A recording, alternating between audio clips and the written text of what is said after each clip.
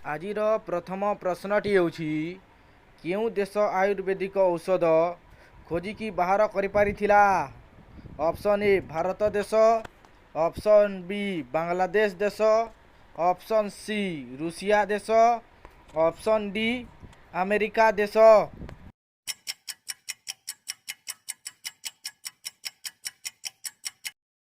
ପ୍ରଶ୍ନର ସଠିକ୍ ଉତ୍ତରଟି ହେଲା ଅପସନ୍ ଏ ଭାରତ ଦେଶ।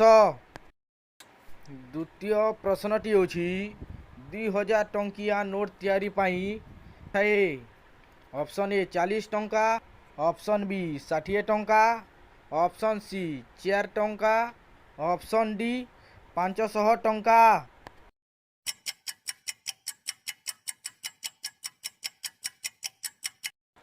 ପ୍ରଶ୍ନର ସଠିକ୍ ଉତ୍ତରଟି ହେଲା ଅପସନ୍ ସି 4 ଟଙ୍କା।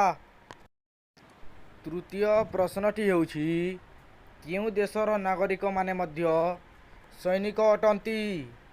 ଅପସନ୍ ଏ ଜାପାନ ଦେଶର, ଅପସନ୍ ବି ଇସ୍ରାଏଲ ଦେଶର, ଅପସନ୍ ସି ଭାରତ ଦେଶର, ଅପସନ୍ ଡି ରୁଷିଆ ଦେଶର।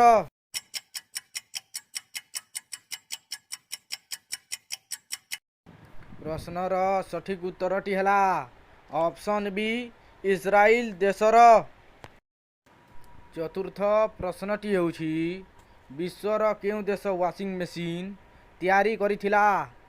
ଅପସନ୍ ଏ ଭାରତ ଦେଶ, ଅପସନ୍ ବି ଜାପାନ ଦେଶ, ଅପସନ୍ ସି ଆମେରିକା ଦେଶ, ଅପସନ୍ ଡି ରୁଷିଆ ଦେଶ।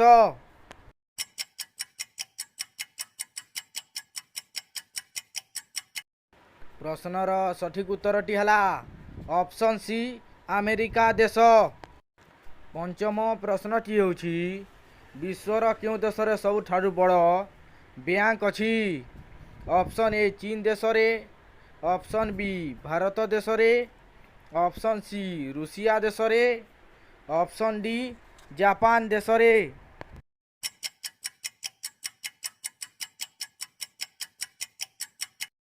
ପ୍ରଶ୍ନର ସଠିକ୍ ଉତ୍ତରଟି ହେଲା ଅପସନ୍ ଏ ଚୀନ ଦେଶରେ।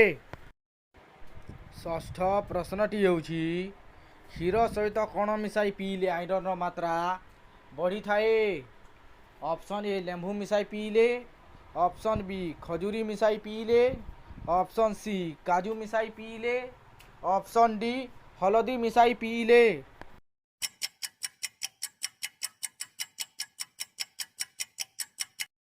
ପ୍ରଶ୍ନର ସଠିକ୍ ଉତ୍ତରଟି ହେଲା ଅପସନ୍ ବି ଖଜୁରୀ ମିଶାଇ ପିଇଲେ। ସପ୍ତମ ପ୍ରଶ୍ନଟି ହେଉଛି ଦହି ସହିତ କ'ଣ ମିଶାଇ ପିଇବା ଦ୍ୱାରା ପେଟ ଗ୍ୟାସ୍ ସମସ୍ୟା ସୃଷ୍ଟି ହୋଇଥାଏ? Option A chhena, option B ଚିନି, ଅପସନ୍ ସି ଲୁଣ, ଅପସନ୍ ଡି ଧନିଆ ପତ୍ର।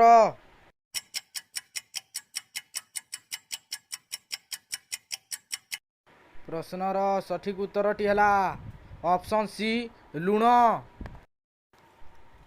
ଅଷ୍ଟମ ପ୍ରଶ୍ନଟି ହେଉଛି ଚିକେନ୍ ଠାରୁ ଅଧିକ ପ୍ରୋଟିନ୍ ମିଳିଥାଏ କେଉଁ ଶାକାହାରୀ ଖାଦ୍ୟରୁ? ଅପସନ୍ ଏ ସୋୟାବିନ୍ରୁ, ଅପସନ୍ ବି ଗାଜରରୁ, ଅପସନ୍ ସି କଲରାରୁ, ଅପସନ୍ ଡି ବିଟ୍ରୁ।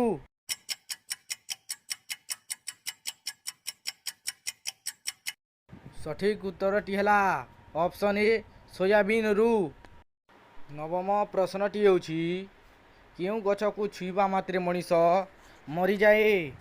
ଅପସନ୍ ଏ ନିମ୍ବ ଗଛ, ଅପସନ୍ ବି ବାଉଁଶ ଗଛ, option C killing tree, option D ଲାଲ ଚନ୍ଦନ ଗଛ।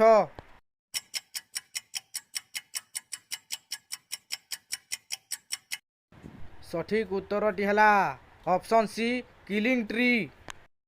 ଦଶମ ପ୍ରଶ୍ନଟି ହେଉଛି ଭାରତର ସବୁଠାରୁ ବଡ଼ ଜେଲ୍ କେଉଁଠାରେ ଅଛି? ଅପସନ୍ ଏ କଲିକତାରେ, ଅପସନ୍ ବି ମୁମ୍ବାଇରେ, ଅପସନ୍ ସି ଦିଲ୍ଲୀରେ, ଅପସନ୍ ଡି ଚେନ୍ନାଇରେ।